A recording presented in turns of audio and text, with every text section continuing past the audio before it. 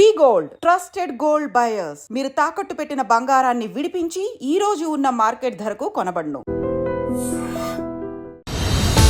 ఈ మధ్యకాలంలో వివిఐపీలకు సంబంధించిన వార్తలు చాలా పెద్ద ఎత్తున వస్తున్నాయి. అదేంటంటే ఏకంగా ఎంపీలు కావచ్చు, ఎమ్మెల్యేలకు కావచ్చు, లేదంటే ఐఏఎస్ ఆఫీసర్స్కి కావచ్చు, పోలీస్ ఆఫీసర్స్కే కావచ్చు, ఏకంగా ప్రధానమంత్రిని కూడా మేము చంపేస్తాం, మేము ఈ సంస్థకు సంబంధించిన వ్యక్తులం అంటూ బెదిరించడం, ఈమెయిల్ చేయడం, లేకపోతే ఫోన్ కాల్ చేయడం, ఇట్లాంటి అసలు ఎంత ఫ్యాషన్ అయిపోయింది అని అంటే, మళ్ళా తీరా చూస్తేనేమో సరే ఇట్లాంటి కాల్స్ వచ్చినప్పుడు కొట్టి పారేయలేం, ఏకంగా ప్రధానమంత్రినే చంపుతామంటూ ఎవరైనా మెసేజ్ చేసినా లేకపోతే కాల్ చేసినా దాన్ని ఇంటెలిజెన్స్ డెఫినెట్లీ ఎంత సీరియస్గా తీసుకుంటుందో మనందరికీ తెలిసిందే.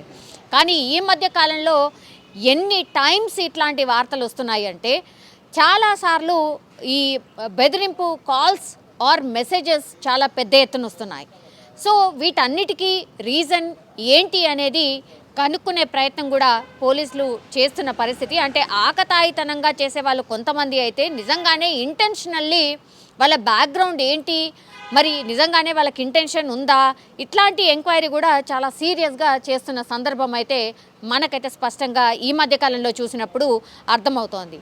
అగైన్ మళ్ళీ ఇంకో వ్యక్తి ఏకంగా కేంద్ర హోం మంత్రికి సంబంధించిన కుమారుడిని నేను జైషా, ఈయనెవరు, కేంద్ర హోంమంత్రి అమిత్ షాకు సంబంధించిన కుమారుడు జైషా. ఈయన ఐసీసీకి సంబంధించిన చైర్మన్, అంటే క్రికెట్కి సంబంధించి ఐసీసీకి సంబంధించిన చైర్మన్ కూడా. నేనే జైషాని మాట్లాడుతున్నా, పార్టీ ఫండ్ కోసం 5 లక్షలు పంపించండి అంటూ ఏకంగా ఒక బీజేపీకి సంబంధించిన ఎమ్మెల్యేకే ఫోన్ చేసి డిమాండ్ చేశాడంటే, అసలు ఈ ఆకతాయితనం కావచ్చు, లేదంటే అసలు ఎవరంటే వాళ్ళకి మనం ఫోన్ చేయొచ్చు, నో ప్రాబ్లం అన్న ధోరణిలో మరి ఎందుకు ఇట్లా తయారవుతున్నారు ఏంటి అనేది నిజంగా అర్థం కాని పరిస్థితి. ఇప్పుడు ఏకంగా ఎమ్మెల్యేకే, బీజేపీకి సంబంధించిన ఎమ్మెల్యేకే, అది కూడా నేను అమిత్ షా కుమారుడిని మాట్లాడుతున్నాను, జైషాని మాట్లాడుతున్నాను అని పరిచయం చేసుకొని 5 లక్షలు పార్టీ ఫండ్ కోసం కావాలి అని అంటూ ఆ వ్యక్తి డిమాండ్ చేశాడు అంటే ఎంత భయం లేకుండా ఇతను ఈ వ్యక్తి కాల్ చేసి ఉంటాడు అనేది కూడా మనం అర్థం చేసుకోవచ్చు. ఉత్తరాఖండ్కు చెందిన ప్రియాంశు పంత్, ఈయన కేవలం 19 సంవత్సరాలు మాత్రమే ఉన్నాయి. ఈ ఆకతాయి ఎవరైతే ఉన్నారో 19 సంవత్సరాల ప్రియాంశు పంత్, ఈయన జైషా పేరుతో స్థానిక ఎమ్మెల్యే ఎవరైతే ఉంటారో ఆదేశ్ చౌహాన్కు ఫోన్ కాల్ చేసిండు. తనను తాను కేంద్ర హోంమంత్రి అమిత్ షాకు సంబంధించిన కుమారుడిని మాట్లాడుతున్నాను, పార్టీ ఫండ్ కింద 5 లక్షలు ఇవ్వండి అంటూ డిమాండ్ చేసిన సందర్భం. కొంతమంది ఏమనుకుంటారు, నిజంగానే టెన్షన్ అయిపోయి ఏకంగా అసలు అమిత్ షా కుమారుడే మాట్లాడుతున్నాడు కదా, ఇంకా 5 లక్షలే కదా, వెంటనే ఇచ్చేద్దాము అని కొంతమంది తొందరపడి ఇచ్చేస్తూ ఉంటారు. ఆ తర్వాత ఎంక్వైరీ చేస్తే ఏముండదు. కొంతమంది ఎంక్వైరీ కూడా చేయరు. బికాజ్ అమిత్ షాకు సంబంధించిన కుమారుడే కాల్ చేసి 5 లక్షలు ఇవ్వమంటే ఎవరు ఇవ్వకుండా ఉంటారు, భయపడిపోయి డెఫినెట్లీ ఇస్తారు. కానీ ఇప్పుడు ఈ బీజేపీకి సంబంధించిన ఎమ్మెల్యే ఆదేశ్ చౌహాన్ కొంత క్లెవర్గానే వ్యవహరించారు. ఈ 5 లక్షలు ఈయన ఎందుకు మనకు డైరెక్ట్గా కాల్ చేసి అడుగుతారు అని డౌట్ వచ్చినట్టుంది. ఈయన కంప్లైంట్ చేసిండు, పోలీసులకు ఫిర్యాదు కూడా చేసిండు. చేసినప్పుడు తేలింది ఏంటి, ఇతను ఫేక్ కాల్ చేశాడు అండ్ ఈ వ్యక్తి ఫలానా. సో ఈయన కేవలం 19 సంవత్సరాలు ఉన్నాయి, ఏదో భయపెట్టడానికి లేదంటే పైసలు వసూలు చేయడానికి అంటే కేంద్ర హోంమంత్రికి సంబంధించిన కుమారుడు అని పరిచయం చేసుకుంటే డబ్బులు చాలా ఈజీగా వస్తాయని అనుకున్నాడు. దీంతో వెంటనే ఈ ఎమ్మెల్యేకి డౌట్ వచ్చేసి పోలీసులకు ఫిర్యాదు చేస్తే ఫేక్ కాల్, ఈయన మీద పూర్తిగా ఎంక్వైరీ చేస్తే ఈ మనిషి ఎవరైతే ఉన్నాడో అతను గతంలో కూడా ఎవరెవరికి చేసిండు, ఈ ప్రియాంశు పంత్ను ఢిల్లీలో అరెస్ట్ చేసిండ్రు. అంటే ఎక్కడున్నాడు ఏంటి కాల్ అంతా ట్రేస్ చేస్తే ఈ ప్రియాంశు పంత్ అనేటాయన్ని ఢిల్లీలో అరెస్ట్ చేసిండు. అంటే ఢిల్లీ నుంచి ఫోన్ కొట్టిండు. దెన్ ఇతను నైనితాల్ ఎమ్మెల్యే సరితా ఆర్యాకు కాల్ చేసిండు, ఇట్లనే రుద్రాపూర్ ఎమ్మెల్యే శివ్ అరోడాలకు కూడా ఇట్లనే ఫోన్ చేసి డబ్బులు ఇస్తే మంత్రి పదవులు ఇప్పిస్తానని కూడా వాళ్ళకి చెప్పినట్టుగా పోలీసుల ఎంక్వైరీలో అయితే తేలింది.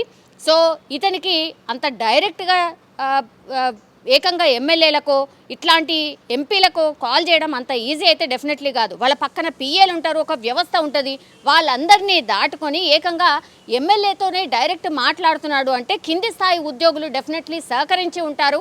వీళ్ళ వెనకాల ఎవరున్నారు ఏంటి అనేది, ఈ ప్రియాంశు పంత్ వెనకాల ఎవరున్నారు ఏంటి అనేది ఎంక్వైరీ చేస్తే ఇంకా 2 ఇతనికి సహకరిస్తున్నాడు అంటే వాళ్ళ ఫోన్ నెంబర్స్ కావచ్చు, ఎవరితోని ఎట్లా మాట్లాడితే డైరెక్ట్గా ఎమ్మెల్యేకి కనెక్ట్ చేస్తారు ఏంటి అనేది కూడా పూర్తిగా ఆ సోర్స్ తెలుసుకున్న తర్వాతనే ఈ ప్రియాంశు పంత్ పకడ్బందీ ప్లాన్తోనే వసూలు చేయాలి, ఎంతో కొంత రాబట్టాలి అని ఫిక్స్ అయ్యే ఇట్లాంటి పెద్ద వ్యవస్థను ఒకటి క్రియేట్ చేసుకొని పైసలు వసూలు చేయడానికే, ఈ మోసం చేయడానికే ఇట్లాంటి ప్లాన్ చేసినట్టుగా పోలీసుల ఎంక్వైరీలు అయితే తేలింది.